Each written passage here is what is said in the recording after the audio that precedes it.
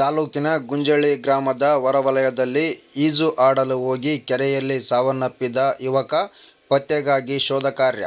ರಾಯಚೂರು ಜಿಲ್ಲೆಯ ಸಿಂಧನೂರು ತಾಲೂಕಿನ ಗುಂಜಳ್ಳಿ ಗ್ರಾಮದ ಹೊರವಲಯದಲ್ಲಿರುವ ಕೆರೆಯಲ್ಲಿ ಯುವಕ ಈಜು ಆಡಲು ಹೋಗಿ ನಾಪತ್ತೆಯಾಗಿರುವ ಘಟನೆ ಜರುಗಿದೆ.